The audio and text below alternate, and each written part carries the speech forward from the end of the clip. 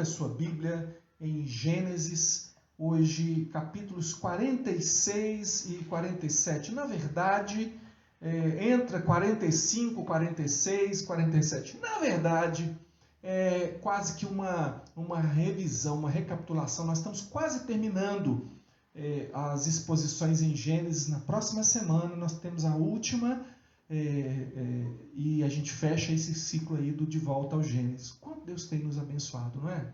Eu gostaria de ler com você um trecho a partir do verso 1 do capítulo 46. A gente vai ler do verso 1 até o verso 7, tá bom? Então, abriu aí? Acompanhe.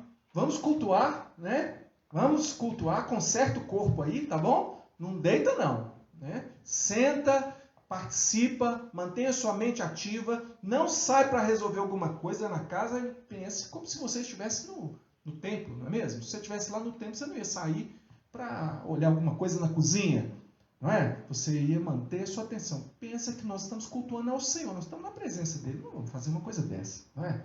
Vamos ler e pedir ao Senhor em oração que Ele nos ensine. Está escrito assim: partiu, pois, Israel com tudo o que possuía e veio a Berseba e ofereceu sacrifícios ao Deus de Isaque, seu pai. Falou Deus a Israel em visões de noite e disse: Jacó, Jacó. E ele respondeu: eis-me aqui. Então disse: eu sou Deus, o Deus de teu pai. Não temas descer para o Egito, porque lá eu farei de ti uma grande nação. Eu descerei contigo para o Egito e te farei tornar a subir, certamente. A mão de José fechará os teus olhos. Então se levantou Jacó de Berseba, e os filhos de Israel levaram Jacó, seu pai, e seus filhinhos, e as suas mulheres, nos carros que Faraó enviara para o levar. Tomaram o seu gado e os bens que haviam adquirido na terra de Canaã, e vieram para o Egito. Jacó e toda a sua descendência, seus filhos e os filhos de seus filhos, suas filhas e as filhas de seus filhos, e toda a sua descendência, levou-os consigo para o Egito. Vamos orar. Senhor, nós declaramos a nossa dependência do Senhor por amor do teu nome. Nós pedimos que o Senhor nos ensine a tua palavra. Por amor do teu nome, nós pedimos que o Senhor nos faça entender o sentido e o propósito desse texto. Para a nossa vida hoje, para a edificação da tua igreja, que o teu povo seja fortalecido com essa palavra, em nome de Jesus. Amém. Muito bem.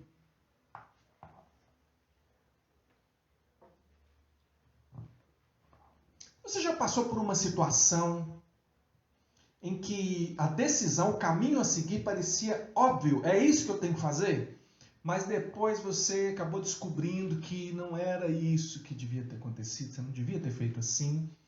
Você se apressou numa decisão, era para dar certo, foi com a melhor das intenções, mas um princípio de Deus foi quebrado, um princípio de Deus foi negligenciado. E quando você toma decisões na sua vida, quebrando um princípio de Deus, deixando de lado um princípio de Deus, você está sujeito ao fracasso. Jacó estava diante de um momento assim, inacreditável, inimaginável na sua vida.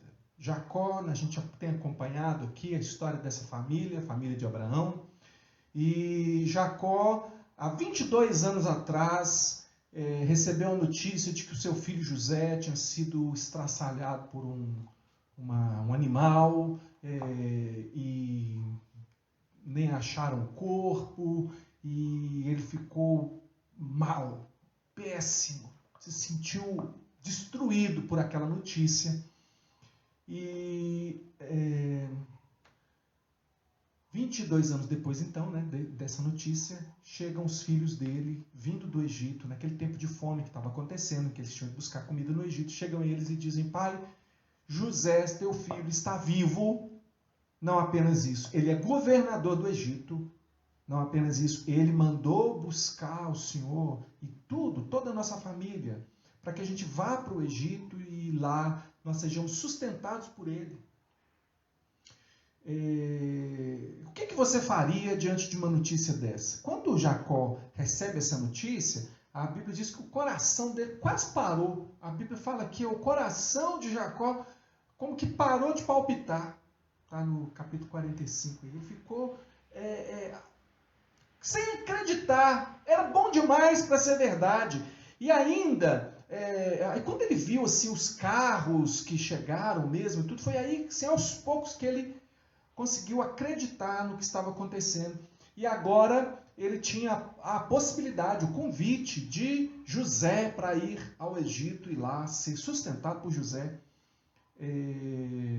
A primeira resposta do coração dele foi: basta, vou ver meu filho antes que eu morra. Claro, vou ao encontro do meu filho querido, amado. Ele amava José e agora poder vê-lo era fantástico.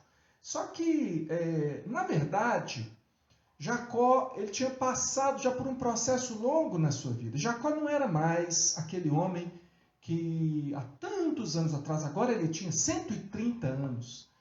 Ele não era mais aquele homem que saiu da casa do seu pai, com a mão na frente e outra atrás, para ir para a casa de Labão, fugindo do seu irmão Esaú. Ele já tinha, por causa de decisões precipitadas, por fazer tudo do jeito dele, mesmo que aparentemente fosse com, se eu posso chamar de boas intenções, as intenções de Jacó, nem sei, porque intenções egoístas, mas para o geral do mundo, né? Para resolver sua vida, para fazer o bem para si, pelo menos. Ele tomou muitas decisões na vida dele que deram errado, ou seja, trouxeram consequências sérias para a vida dele. Mas Deus entrou na sua vida e agora ele já era um homem experiente. E as decisões, eu perguntei assim: o que você faz, né? Você já tomou uma decisão errada? E a minha pergunta agora é assim: o que você faria no lugar de Jacó, a essa altura da sua vida, recebendo essa notícia? Pois o que o Jacó fez não foi simplesmente seguir o coração. O coração dele já respondeu na hora: vou ver meu filho. Mas o que ele faz de verdade? Ele tem outra coisa agora no coração. Provérbios 3, 5 e 6 diz assim: confia no Senhor de todo o teu coração e não te estribes no teu próprio entendimento. Reconhece-o em todos os seus caminhos e ele endireitará as tuas veredas. Estribes, né? Eu lembro da roça, né? Estribo é aquilo que você pisa, tem ao lado do cavalo, assim, sabe? Que na sela tem lugares onde você põe os pés assim e se firma. Para você se firmar, para você não cair do cavalo. Então, estribar, não te estribes, não se apoie no seu entendimento. Então, apesar do coração de Jacó dizer: bora lá ver José, ele sabia que a vida dele não era guiada pelo seu coração, pelos seus ímpetos, pela sua vontade, pelos seus desejos, mas ele precisava ter um encontro com Deus, ele precisava conversar com Deus sobre aquilo. E eu pergunto, a essa altura da sua vida, porque já Jacó era um homem velho, não sei quantos anos você tem que está aí participando com a gente, mas como é que você toma decisões na sua vida? Quando você está diante de um dilema, quando você está diante de uma oportunidade, quantas coisas ruins vêm em forma de oportunidades? A princípio é maravilhoso, mas depois não é. Você tem um relacionamento com Deus a ponto de você ter uma atitude que é aprovada por Deus? A gente sabe que existem pessoas diferentes e até pessoas, dentre as pessoas que se dizem crente, né? Eu não sei quem é crente, não sei se você não sei. Quem sabe é Deus. A Bíblia não diz: examine, pois, o homem ao seu vizinho, ao seu irmão de igreja. A Bíblia diz: examine, pois, o homem a si mesmo. E aí você precisa fazer uma avaliação. Mas eu sei que existem essas pessoas, que eu vou dizer aqui, diante de uma situação, uma possibilidade, como essa possibilidade de Jacó, alguém que eu chamo de um positivista, né? Um positivista gospel, essa pessoa de confissão positiva, parece bonito porque tem positivo, mas não é não. É aquela pessoa que diz assim, em nome de Jesus, o meu desejo se tornará realidade. Observe aqui que eu estou dizendo assim, em nome de Jesus, o meu desejo se tornará realidade. Tem pessoas que fazem do nome de Jesus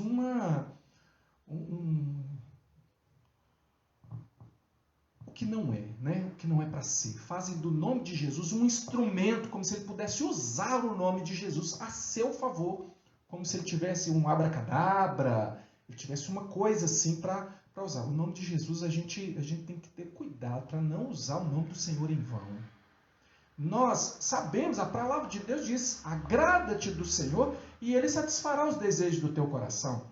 Sim, agrada-te do Senhor, ou seja, conheça o Senhor, ame o Senhor, se relacione com o Senhor e ele vai satisfazer os desejos do teu coração de duas maneiras diferentes. Primeira, porque ele vai alterando o seu próprio querer.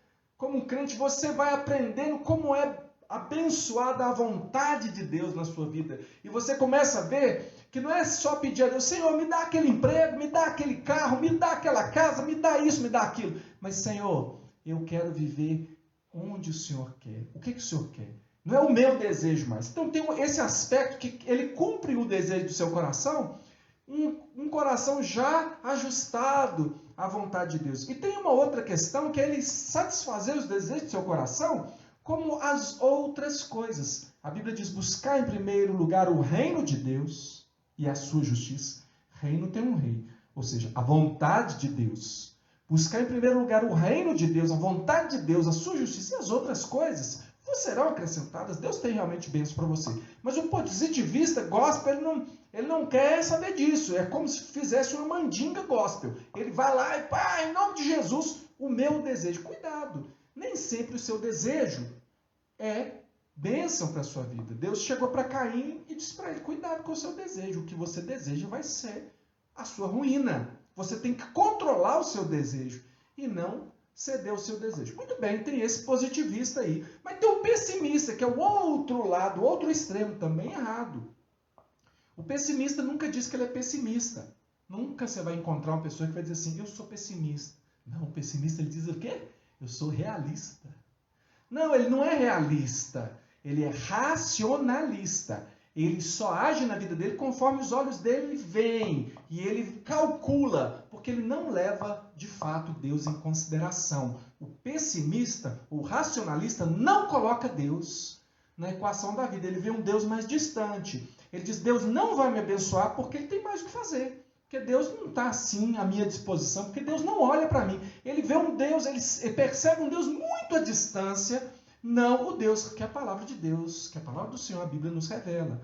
Que Deus é esse que a palavra de Deus nos revela? Então você tem o crente verdadeiro, o crente em Jesus, ele diz assim, diante de uma situação, uma decisão, ele diz, eu vou me prostrar diante do Senhor que me escolheu, que me ama, e vou ouvi-lo com fé e com esperança, e a vontade de Deus vai ser realizada na minha vida. Eu darei ouvidos àquilo que é a vontade de Deus. A minha prioridade é fazer a vontade de Deus.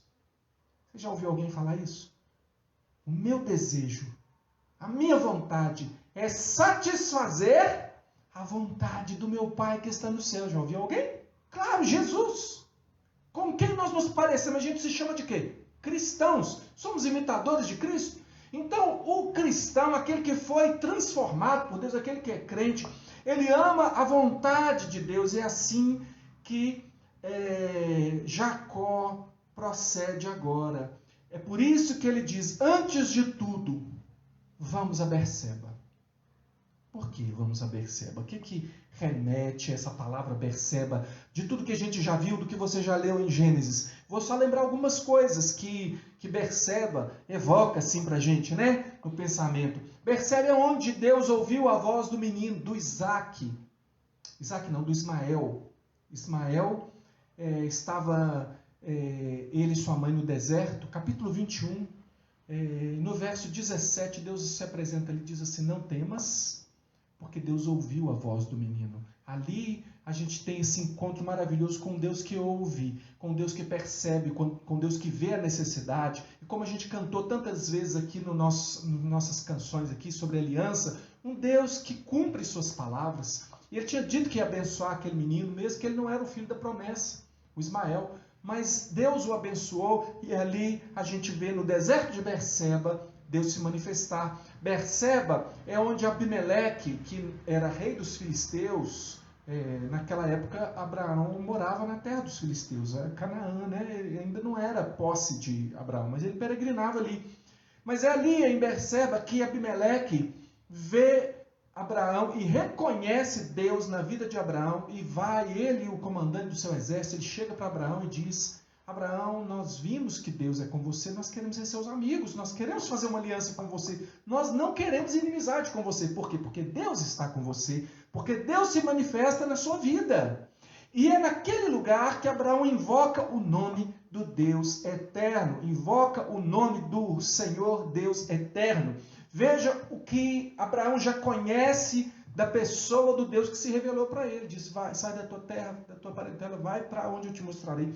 Ele sabe que Deus é o Deus que é a origem de todas as coisas. O eu sou, aquele que é por si mesmo. Ele invocou o nome do Deus eterno. Sei que tu és a origem de todas as coisas. Eu sei que tu és a fonte de todas as coisas. É em Berseba que ele invoca o Senhor assim. Berseba é o lugar onde Abraão fixou residência depois da prova de Isaac. Lembra que Deus falou: vai lá e sacrifica o teu filho, o teu único filho. Ele foi lá na fé, e quando depois ele volta, porque Deus faz tudo aquilo que você sabe que fez, e o menino é poupado e tudo, Deus, ele fixa a residência ali. E ali em Berseba, que agora, depois Isaac morando ali, já Abraão tinha morrido, o Abimeleque agora, os inimigos, o povo da terra, né?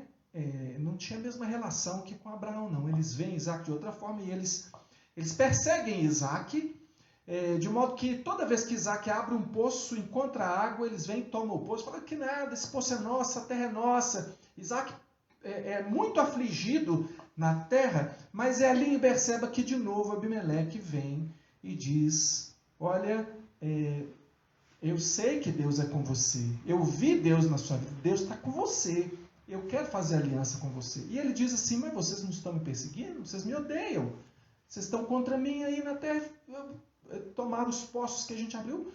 O Abimeleque fala assim: eu nem estou sabendo do caso, estou sabendo agora. O que Isaac faz? Ele faz um banquete, fala: tudo bem, senta comigo, come comigo, faz aliança com ele, despede eles em paz. Ele despede os seus inimigos em paz. No mesmo dia que ele despede os seus inimigos em paz, chegam os seus empregados e falam assim: ô patrão, achamos água. E ali, num lugar, o poço Seba, por isso o nome Berseba, é ali, é assim que é dado o nome ao lugar, Berseba. Em Berseba, saindo de Berseba, que agora é Jacó, que depois Jacó, filho de Isaac, ele tem a visão da escada.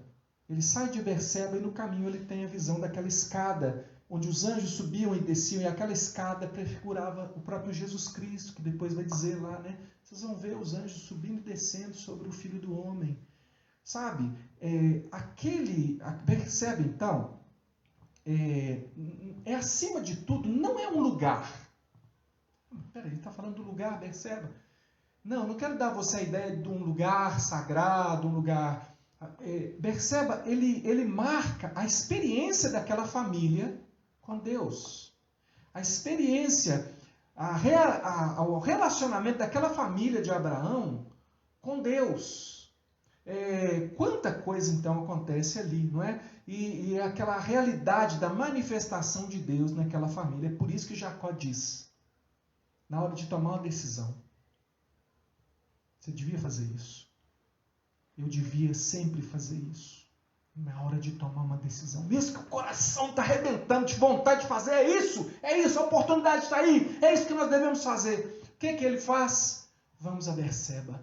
E aí ele se prostra diante de Deus e ali ele vai ouvir a orientação de Deus. O que o Senhor quer? Não é o que eu quero. O que o Senhor quer? Você precisa se lembrar que os primeiros leitores de Gênesis é o povo de Israel. O povo de Israel que está no deserto. Você se lembra? O povo de Israel foi retirado do Egito e estava sendo levado para a terra prometida, a terra de Canaã. É nesse tempo que Moisés escreve Gênesis, Êxodo, Levítico, Números. É nesse tempo que ele escreve ali o Pentateuco. Então, eles estão recebendo essa história. Qual o impacto que tem essa história aqui de Jacó sobre a vida dos israelitas? Eles estão caminhando no deserto em direção a Canaã e eles veem o relacionamento da família de Deus, da qual eles são essa mesma família, e eles veem Deus se mostrando para Jacó como um Deus que acompanha o seu povo. Deus está com o seu povo, ele vai com o seu povo. Eles descobrem, porque eles sabem que eles saíram do Egito, eles estavam no Egito. Mas como é que eles foram parar no Egito e agora eles estão a caminho de Canaã? Eles sabem que Deus acompanha o crente. Olha a palavra de Deus para Jacó. E veja que aqui no capítulo 46 diz assim: partiu, pois, Israel com tudo que possuía e veio a Berseba. Veja que Deus usa, Moisés, escrevendo aqui, usa Israel por quê? Porque não é algo que apenas diz respeito a Jacó, mas diz respeito àquele povo. Eu sei que Jacó já tinha tido o seu nome mudado de Jacó para Israel. Mas quando ele menciona Israel, é porque alcança todo o povo de Deus, inclusive alcança você, que também é povo de Deus. Nós somos esse mesmo povo, nós somos herdeiros da mesma promessa, da herança de Abraão, da fé de Abraão. Nós somos herdeiros, fazemos parte da mesma família. Então falou a Israel. Quando Deus fala a Israel, ele está falando de futuro, porque para Deus já aconteceu. Mas ele fala a Israel e ele chama, como é que ele chama? Jacó, Jacó. Ao mesmo tempo que é o Israel, porque tem uma promessa de Deus de futuro, para Deus já é, como o nosso futuro na Canaã celestial já é concretizado pela vontade de Deus, mas ele trata Jacó, Jacó, a humanidade do sujeito. O sujeito aqui, na sua limitação, ali, quebrantado diante de Deus, dizendo: Senhor, eu preciso da tua orientação. E ele diz: Jacó, Jacózinho, vem cá.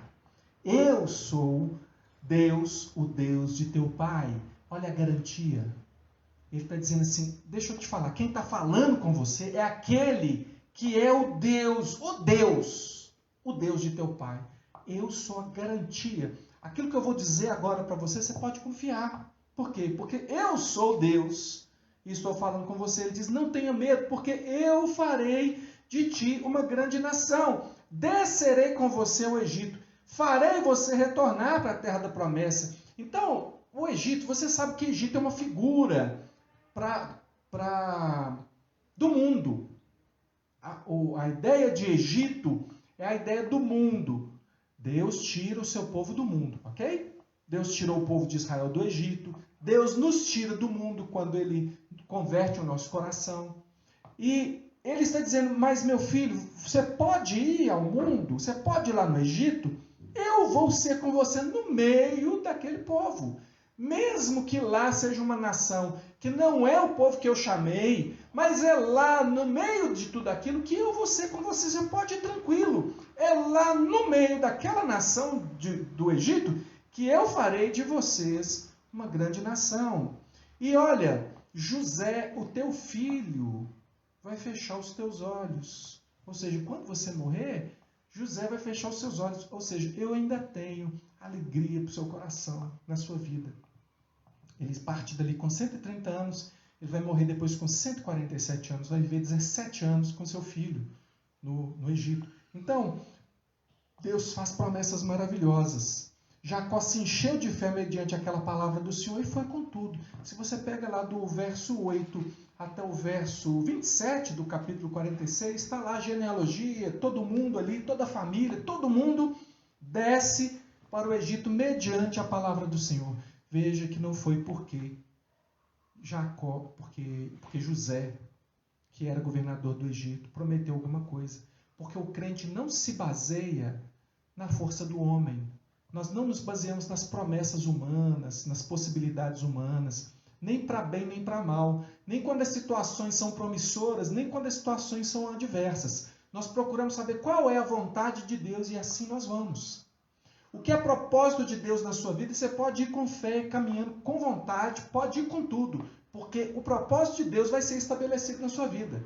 Mas se você está aí correndo atrás das suas coisas de qualquer maneira, aí você vai sofrer demais. Não é isso o que o experiente Jacó faz, porque ele já tem uma experiência no seu relacionamento com Deus.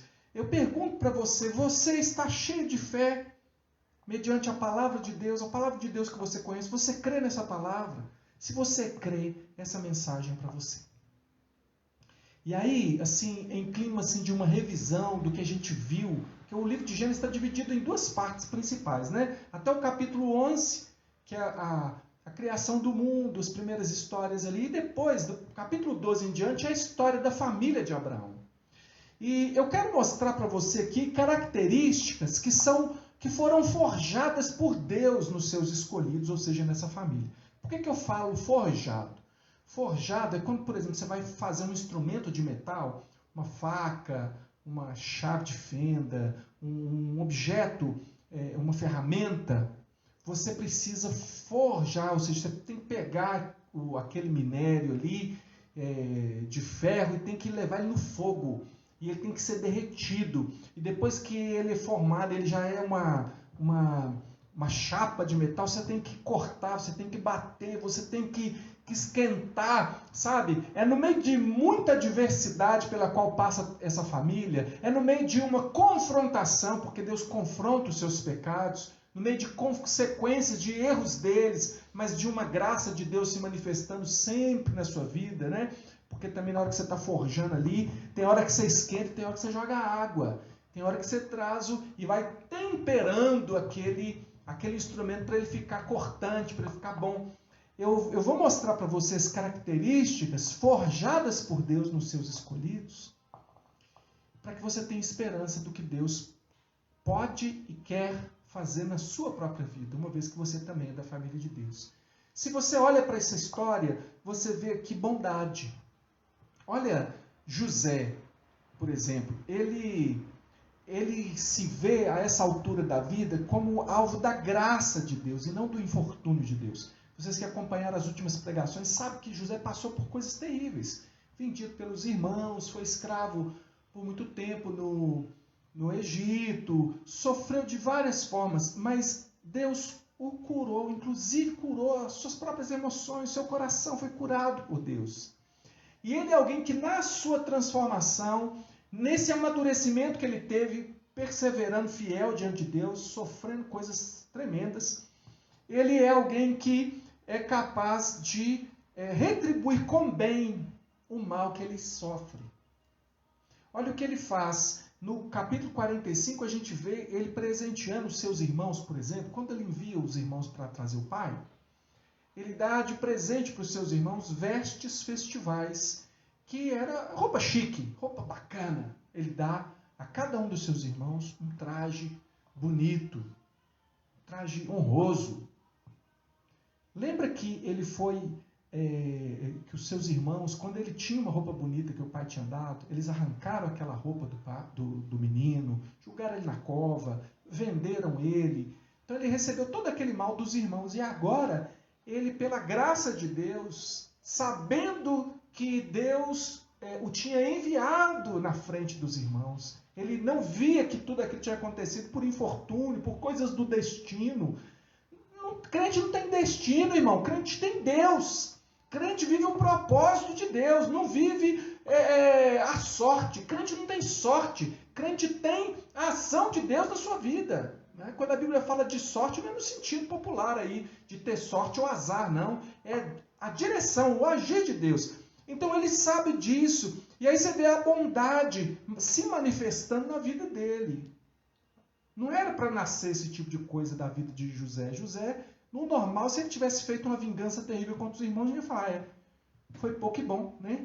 Mereceram. Mas não é assim, porque Deus forja essa característica nele. Você vê Judá, por exemplo, que a Bíblia mostra, um sujeito que era um devasso. Foi ele que deu a ideia de vender o irmão. A história dele lá, complicadíssima, você lembra, né?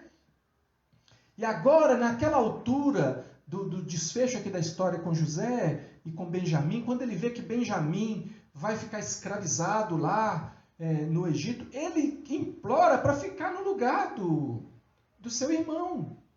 Então, de onde? Judá, você vai esperar. Judá queria era grana antigamente, vendeu o irmão mais novo. Agora, ele dá a vida pelo irmão mais novo. Por quê? Porque ele foi transformado, Deus forjou essa característica nele. Os irmãos de José, de uma forma geral, eles conseguem se alegrar com Benjamim, que está sendo mais abençoado. Se você vê lá no capítulo 45, você vê que José deu uma veste de festival para todos os irmãos, mas para Benjamim, que era o mais novo, deu 5. Deu a ele ainda 300 moedas de prata, ou seja, ele que tinha sido vendido pelos irmãos por 20 moedas de prata, ele dá 300 moedas de prata para o Benjamim. Seus irmãos estão de boa. Antigamente eles morriam de inveja, de tudo, né? Agora eles estão tranquilos, felizes, com a bênção sobre o irmão mais novo. Olha o que Deus, como Deus está transformando aquelas pessoas. Eles são pessoas que agora têm gratidão. E tudo isso aponta para quem realmente a Bíblia aponta para. Toda a Bíblia aponta para Jesus. Jesus é que está sendo visto ali. Jesus é o nosso substituto na cruz. Jesus é aquele que nos dá novas vestes.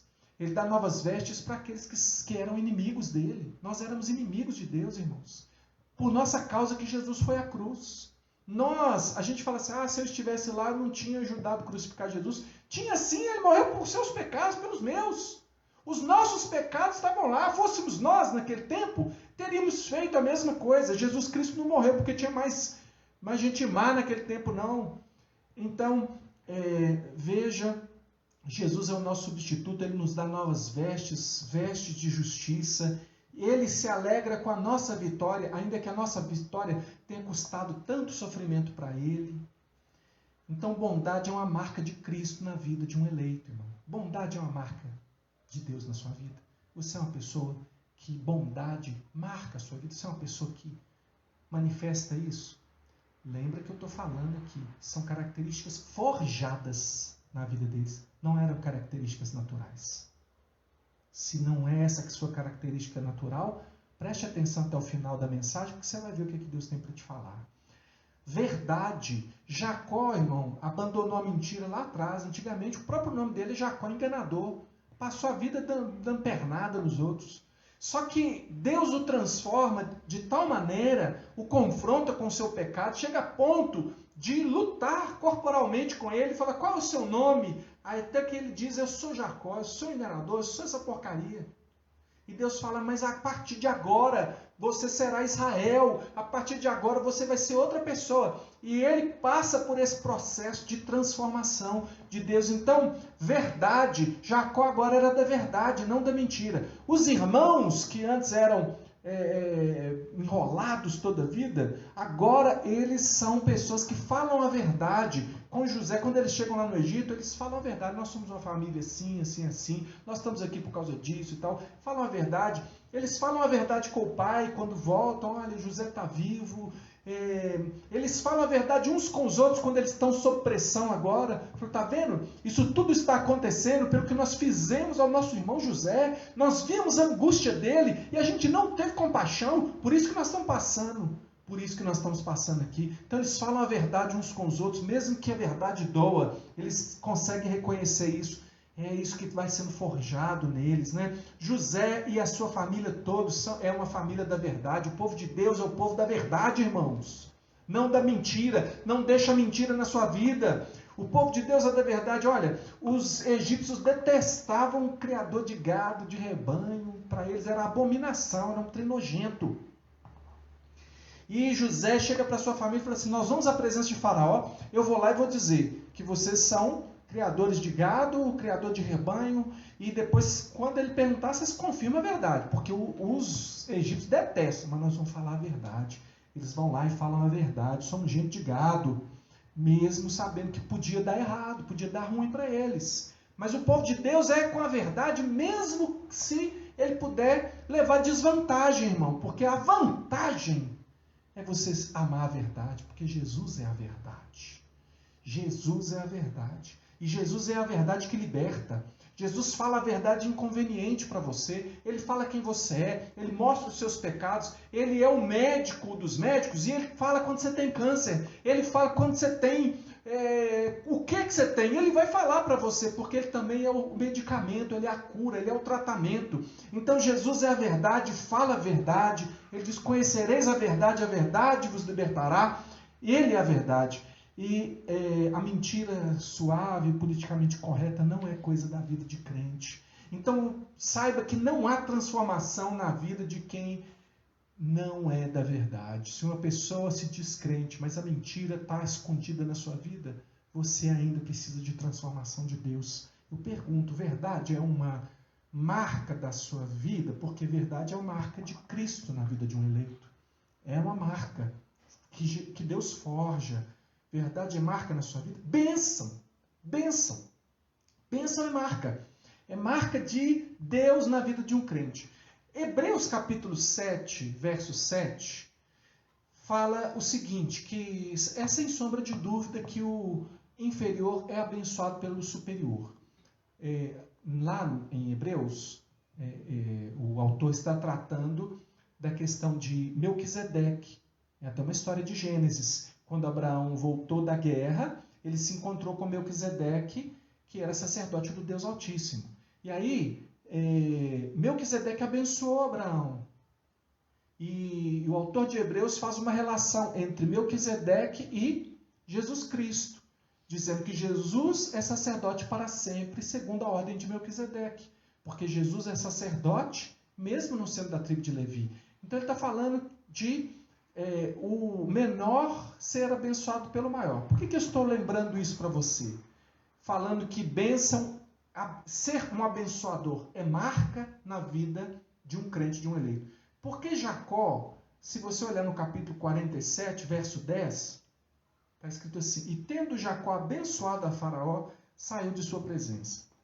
Jacó, ele vai à presença de Faraó quando? Quando tem fome na terra, ele acabou de chegar lá, e ele vai para Faraó. Teoricamente, ele vai para pedir bênção a Faraó. Teoricamente, ele chega lá para ser abençoado por Faraó. Ô Faraó, por favor, deixa a gente ficar aqui. Ô Faraó, deixa a gente. Não zanga com a gente, não. Dá um cantinho da terra aí para nós. Não. Ele chega lá e ele abençoa Faraó, mas se você olhar isso de uma forma até ampliada, você vai ver que José, ele sempre foi abençoador no Egito. Porque José é o que vai adiante, né? Da família de Jacó, José chega primeiro para abençoar o Egito. Ele abençoa na casa de Potifar, quando ele é escravo lá. Ele é uma bênção. As pessoas veem que ele é uma bênção. Ele é uma pessoa diligente no trabalho, ele trabalha bem mesmo sendo escravo. Ele é bênção na casa de Potifar. Depois, quando a mulher arruma aquela tramóia lá e joga ele na cadeia ele é uma bênção. Ele é uma bênção a ponto de ele ser colocado como chefe dos presos. Ele se preocupa com as pessoas que estão presas. Ele olha o semblante das pessoas.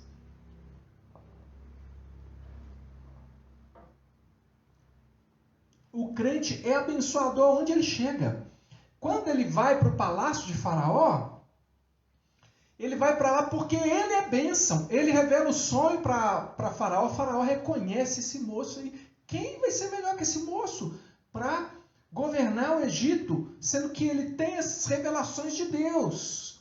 E, irmãos, olha, Jesus é esse servo sofredor, porque Jesus disse: eu vim para servir. Isaías o descreve como servo sofredor, e ele diz: o Filho do Homem não veio para ser servido, mas para servir e dar a sua vida em resgate de muitos. Então, ele é bênção. Ele não se impõe, Jesus não se impõe. A Bíblia diz que ele não ia gritar nas praças. Ele não gritava nas praças. Quando ele começava a fazer muito sucesso no lugar, ele até mudava de lugar. Ele não estava procurando louvor próprio ali, não era esse o objetivo. Jesus veio servir e ser morto por nós. Essa era a missão dele. Mesmo que ele fosse merecedor de louvor. Então, assim também, Jesus é o servo que é açoitado pelo mundo, mas que salva o mundo. Jesus é o Salvador do mundo. José, no Egito, chegou como escravo, como servo, mas ele foi salvador do Egito. Veja que ele apontava, na verdade, para Jesus. Jesus é o Salvador. Então, bênção, ser bênção, é uma marca de Cristo na vida do eleito. Você é uma pessoa que abençoa? As pessoas ao seu redor são abençoadas pela sua vida? Ou você é uma pessoa que está sempre recolhendo as bênçãos? Sempre só quer para você? Não. Outra coisa, outra característica que é forjada por Deus na vida de um eleito é missão. José trabalha pela prosperidade e pelo bem do Egito. Por quê? Meio sem sentido, né? Você não vê José tentando fugir do Egito, você não vê José tentando resolver seus problemas pessoais. Ele é dedicado e ele, o tempo todo, é alguém que sabe qual é a sua missão no mundo. Se ele era escravo, preso ou governador, as pessoas sempre viram Deus na vida dele enquanto ele fazia as coisas simples da vida. José não era profeta, não pregava nas praças, não era pastor. Tem gente que acha que homem de Deus é pastor. Gente, misericórdia, se homem de Deus for pastor, nós estamos enrolados. Todo crente, toda crente, homens e mulheres, tem que ser homens e mulheres de Deus naquilo que fazem, de simples na vida. As pessoas precisam ver Jesus na sua vida. Quando você aperta um parafuso, quando você entrega uma carta, se você é carteiro, quando você faz um bolo, que você assa no tempo certo, não deixa queimar, dosa o açúcar direitinho, não economiza no creme lá, como é que chama? Leite condensado, né? Faz um negócio gostoso, por quê?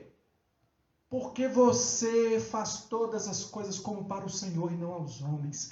Todo mundo olha para o que você faz e fala, mas isso é que é bolo, mas isso é que é um serviço bem feito. Olha essa parede, olha como que ela está retinha, porque você é um pedreiro. Olha como que ficou a pintura, porque você é um pintor. Não é aquela pessoa que depois que vai embora a gente fala assim, olha lá, o que deixou ali? Olha ali. Não, é todo lugar que você olha, você fala assim, ó, o pedreiro que trabalhou aqui foi fulano de tal. Sabe, enquanto José fazia as coisas mínimas, ele era visto. Mas por que, irmão? Nós lemos Gênesis, nós estamos estudando Gênesis. Ele sabia qual era a sua missão no mundo. Nós temos uma missão no mundo, irmãos, que é marcada pelos mandatos de Deus a nós. O que é mandato? Mandato é uma obrigação. O político não tem um mandato? Tem. Para quê? Para ele ter um salário? Não, o salário é uma coisa que ele tem. O que ele tem muito é obrigação. Ele tem um trabalho a fazer. E se ele não faz, a gente está de olho. Não queremos alguém dar um mandato a alguém que vai fazer mal para o nosso país. Nós estamos de olho, nós somos cidadãos. Cristão também é cidadão. Ok? Mas o mandato é uma obrigação. Deus deu ao homem mandato, um mandato que não passa, não é de 4 em 4 anos, não. Mandato para a vida. Sabe quais são os mandatos? Deus deu trabalho para o homem. Ordenou ao homem o quê? Primeira obrigação do homem é o seu relacionamento com Deus, mandato espiritual. Nós temos a obrigação de reverenciar a Deus, de buscar a Deus. O símbolo desse mandato é o sábado. que na verdade para os cristãos nós praticamos no domingo, desde a ressurreição de Cristo, que a igreja se reúne no domingo, que cultua no domingo. Nós temos obrigação de cultuar a Deus, mandato espiritual, mandato social, que é a sua obrigação com a sua família, sua obrigação com a sua esposa, com seu marido. É mandato de Deus, é ordem de Deus. Você tem que ter um bom casamento. As pessoas vão ver Deus nessas coisas. No seu relacionamento com Deus? Sim. No seu relacionamento com a sua família, com a sua esposa, com o seu marido? Sim, ali eles vão ver Deus. E no seu relacionamento com a criação, mandato cultural. Quando Deus colocou o homem no jardim, Ele colocou o homem no jardim para cultivar e guardar. Não foi o Greenpeace que recebeu a ordem de Deus para cuidar da natureza, não, irmão. Fomos nós que fomos ordenados por Deus fazer bom uso, transformar, cultivar, transformar. É plantar, é podar, é cuidar. Nós recebemos, então, no seu trabalho. É por isso que o servo de Deus é trabalhador. E aqui, ao trabalhar, José mostrava isso. Nós pregamos a Jesus com palavras e com atitudes. Está cheio de gente aí que fala de Jesus, mas não serve como exemplo de vida. Por quê? Porque a sua boca não condiz, é incoerente com a vida. Irmão, missão é uma marca de Cristo na vida do eleito. A missão inclui pregar o evangelho, porque nós precisamos pregar esse evangelho de salvação. Mas você prega o evangelho quando você é um bom profissional também, porque você dá gosto de ver, a pessoa fala, por que você é assim? E aí você manifesta a Deus. Esperança, por fim, ainda que pudesse haver várias outras características para eu marcar aqui, mas eu quero marcar essa última aqui, que é a esperança. Olha o que Jacó fala para os seus filhos ali, no final da vida. Ele fala para José, né, que era quem tinha autoridade ali no Egito. Verso 29 do capítulo 47 diz assim: aproximando-se, pois, o tempo da morte de Israel, chamou a José, seu filho, e lhe disse: se agora achei mercê a tua presença, rogo-te que ponhas a mão debaixo da minha coxa e uses comigo de benevolência e de verdade. Rogo-te que não me enterres no Egito, porém que eu jaza com meus pais. Por isso me levarás do Egito e me enterrarás no lugar da sepultura deles. Respondeu José: farei segundo a tua palavra. Então lhe disse Jacó: jura-me. E ele jurou-lhe, e Israel se inclinou sobre a cabeceira da cama. Ele disse a esperança dele. Olha o que norteia a vida de Jacó. A esperança da promessa de Deus, de que daria aquela terra de Canaã à descendência dele. Então ele falou: tem que me levar de volta para lá, porque Deus falou comigo que eu ia descer e ia subir. E ele falou isso não apenas para Jacó, porque na verdade depois vocês vão ver que Jacó morreu e foi levado para ser sepultado lá. Mas depois Deus vai tirar todo Israel de lá e vai levar para a terra. Então ele tem esperança, a vida dele é governada pela palavra que Deus deu a ele. Deus deu aquela palavra e ele está firme naquilo. Por isso ele fala: não me enterre aqui. Aqui não é o lugar do meu descanso. Meu lugar de descanso não é o Egito. E nós, como crentes, precisamos entender que o nosso descanso não é nesse mundo.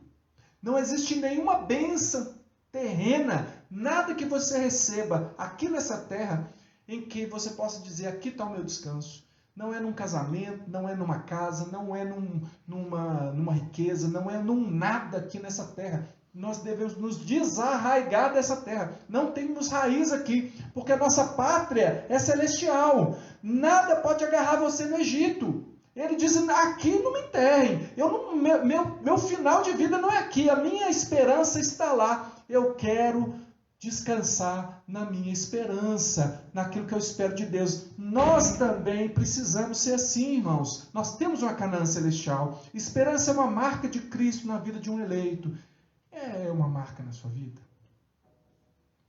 E aí você pode dizer: pastor, eu não estou vendo isso tudo na minha vida, não. Como é que eu posso conseguir isso?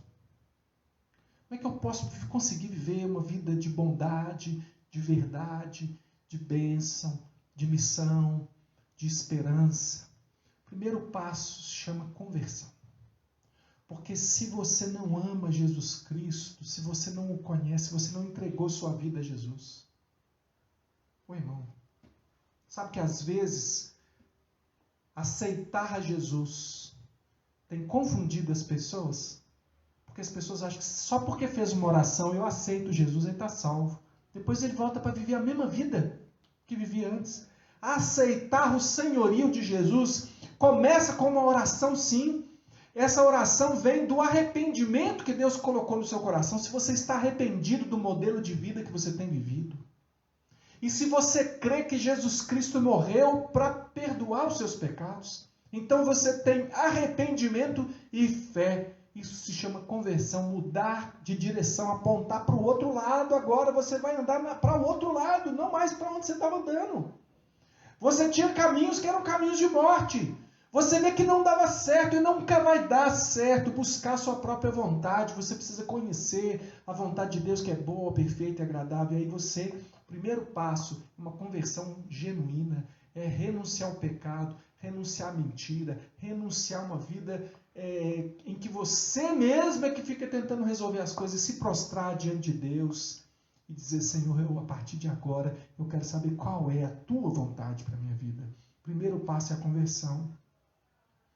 E depois, essas características que nós mencionamos aqui, elas são forjadas por Deus na sua vida e Deus tem os seus meios. Ele está agindo na sua história. Se você é um crente em Jesus, saiba que Deus trabalha com processos. Deus podia ter criado o mundo em uma palavra só, mas Ele criou o mundo numa sequência de dias. Ele fez dia e noite. Ele nos fez como pessoas que cansam, precisam descansar para depois voltar. Sabe, Deus é um Deus de processos, Ele ainda não terminou o processo dele na sua vida. E eu fico tão maravilhado, porque quando nós lemos Gênesis, nós vemos que Deus criou o homem à sua imagem e semelhança. Quer dizer, o que o homem é, quando na criação o homem expressa quem Deus é, mas aí nós pecamos e ficamos desse jeito. Complicados como somos, perdidos por natureza. Mas aí Deus vem e age com misericórdia, como agiu com misericórdia na família de Abraão. Ele agiu na sua vida e te escolheu, também te chamou como chamou Abraão, te chamou para um propósito. E aí, 2 Coríntios 3,18 traz uma revelação para nós maravilhosa. Por quê? Porque quando Deus criou a imagem e semelhança, a gente expressava a glória de Deus. Glória, você sabe que é presença de Deus, é a manifestação de Deus. Escuta esse versículo aqui, numa versão, uma tradução feita pelo Simon Kistemaker, que é um comentarista bíblico. E ele traduziu da seguinte forma o capítulo 3, verso 18 de 2 Coríntios. Eu estou respondendo para você sobre como é que você vai se tornar esse crente com essas marcas. Não é isso que você quer? Olha como que é que Deus age. E todos nós, com o rosto descoberto, estamos contemplando a glória refletida do Senhor e somos transformados na mesma semelhança. Somos transformados na semelhança de Deus. De um grau de glória a outro. Assim como o Senhor, isto é, o Espírito. Deus está nos transformando em um processo em que Ele vai cada dia brilhando mais na nossa vida. Cada dia de um grau menor de glória para um grau maior de glória. De modo que hoje eu sou um crente melhor do que eu era ontem.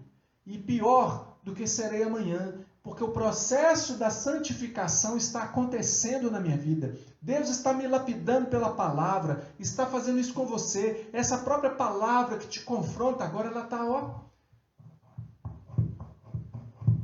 amolando você como uma boa ferramenta, fazendo de você um instrumento útil nas mãos de Deus. A glória de Deus começa a aparecer, brilhar na sua vida. Glória é presença de Deus manifestada na vida do crente. E Deus é um Deus presente, não é isso que ele revela aqui, quando ele diz para Jacó, eu vou com você no caminho.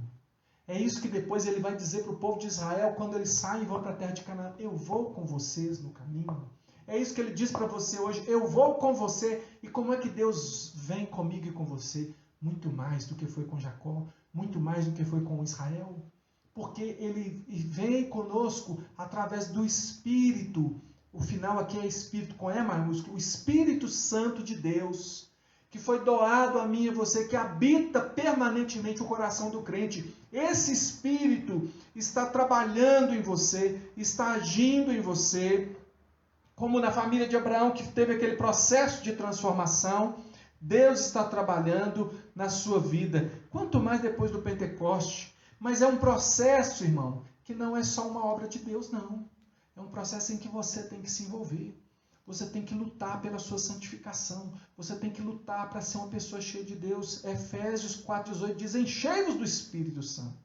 Então é preciso lutar pela sua vida, pelo seu crescimento espiritual. Você precisa ouvir a voz de Deus, como Jacó ouviu, para ser edificado. Mas só que hoje a voz de Deus está aqui, irmão. Ó. Sabe, tem gente que não lê a Bíblia e sobe monte e fica lá. Deus abençoe todo mundo que vai no monte. Amém. Não sou contra ir no monte, não. Também vou. Mas você vai lá no monte e fala: Deus, fala comigo. E Deus está lá calado, porque fala assim: o que eu li, o que eu escrevi para você ler, você não lê? Você vem cá. Deus, eu quero saber, eu caso ou não caso, eu compro ou não compro. Lá no monte, irmão. Você nem sabe o que Deus quer da sua vida, você não quer mudar de vida. Você quer só que Deus marque os números da loteria para você? Não. O crente tem um relacionamento com Deus e quer a vontade de Deus. Se você quer conhecer a Deus, você tem que conhecer essa palavra. Você tem que ter uma vida de oração. Você tem que se prostrar na presença de Deus, mesmo que o seu coração está gritando por uma coisa, dizendo: é isso mesmo, como Jacó. Tudo que ele queria era ver o filho. Mas ele vai para Berseba. Ele vai para se prostrar diante de Deus e diz: Deus, eu quero ir para o Egito, eu quero ver meu filho, mas o que o Senhor tem a dizer? E Deus, que ama, fala: meu filho, como eu queria que você estivesse fazendo isso desde os primeiros dias da sua vida. Mas que bom que você está fazendo agora. Eu ainda tenho bênção para você. Pode ir para o Egito, pode caminhar, eu vou te abençoar. E essa é a relação que nós devemos desejar. Sabe, a mulher que estava na beira do poço lá, Jesus se encontrou com ela, ela perguntou: Senhor, vejo que tu és profeta. Nossos pais adoravam nesse monte, vós, entretanto, dizeis que em Jerusalém o lugar que se deve adorar. Disse-lhe Jesus: mulher, podes crer que a hora vem, quando nem nesse monte nem em Jerusalém adorareis o Pai. Vós adorais o que não conheceis, nós adoramos o que conhecemos, porque a salvação vem dos judeus. Mas vem a hora, e já chegou, em que os verdadeiros adoradores adorarão o Pai em espírito e em verdade, pois são estes que o Pai procura para seus adoradores. Deus é espírito, importa que os seus adoradores o adorem em espírito e em verdade. Mais do que nunca, Berseba não é um lugar. Berseba é uma disposição de buscar a Deus, de ter um encontro com Deus, de querer a vontade de Deus. Você precisa ir a Berseba. Você precisa buscar o Senhor. O crente cheio do Espírito Santo vai ter as marcas inconfundíveis de Cristo na sua vida, porque o Espírito vai manifestar em você o fruto do Espírito. Amor, alegria, paz, longanimidade, benignidade, bondade, fidelidade, mansidão, domínio próprio. O Espírito do Senhor quer forjar em você a imagem e semelhança perdida lá no Éden. Ele quer forjar em você através de Cristo, o segundo Adão. Eu quero orar por você, eu quero orar com você. Eu imagino que você deseje Deus, como Jacó desejou, como Jacó aprendeu, e você também já aprendeu, que é prostrado diante do Senhor, que a sua vida é resolvida, que a sua vida é transformada. E eu quero te chamar para essa oração. Feche os seus olhos, fala com Deus agora. Pede a Ele que se revele a você. Pede a Ele que faça essa obra na sua vida. Senhor Jesus, nós reconhecemos que não conseguimos produzir essas características, porque não são características nossas. Nós somos, Senhor Deus, Jacó, mas o Senhor fez de nós Israel. O Senhor vem e diz Jacó, mas o Senhor já nos vê Israel. O Senhor quer forjar em nós e nós queremos ser forjados. enche-nos do Teu Espírito Santo. Faz com que essas marcas de Cristo, essas características do eleito, do crente, se manifestem em nós, se manifestem na nossa vida. Faz isso por amor do Teu nome. Tem misericórdia de nós. Nós precisamos de Ti, queremos Te ouvir.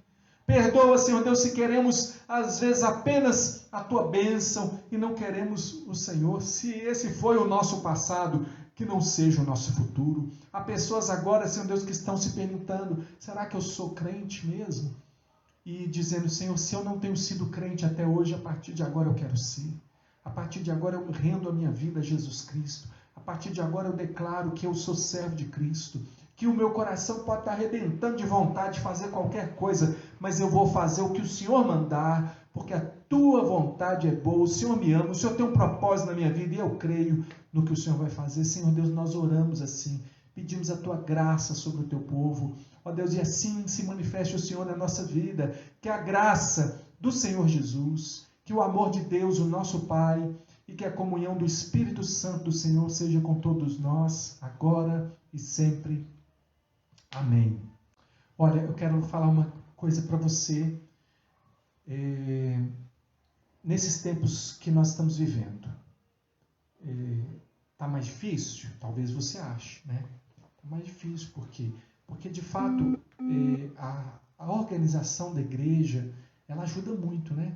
Você tem escola bíblica para você se aprofundar na palavra, você tem cultos para você cultuar, se expressar no louvor, na adoração, você tem mensagem, você tem, nós temos vigílias, quando nós estamos nos reunindo em tempos normais, né?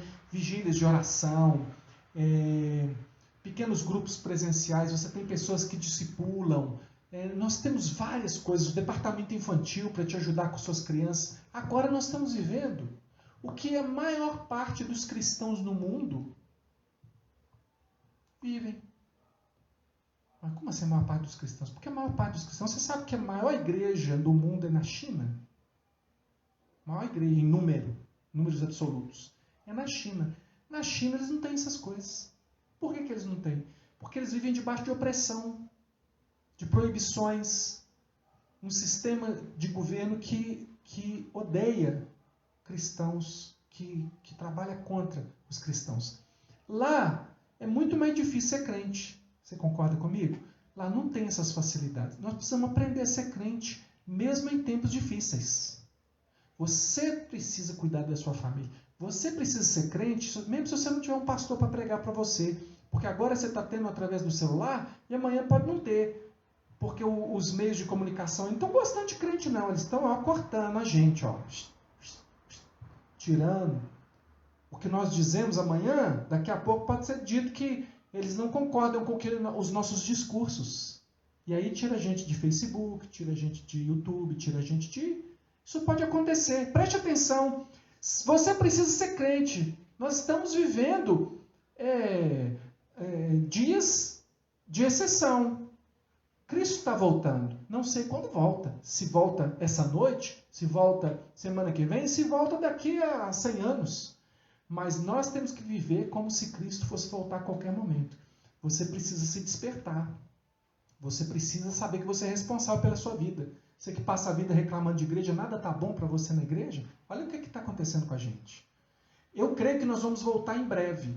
Eu creio que nós vamos voltar.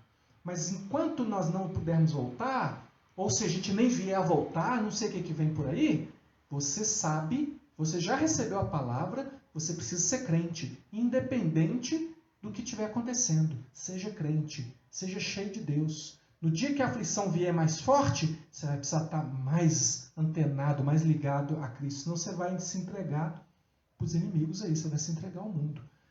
Seja diligente com a sua vida espiritual, leia a Bíblia, ore, busque o Senhor. Você vai viver os melhores tempos da sua vida.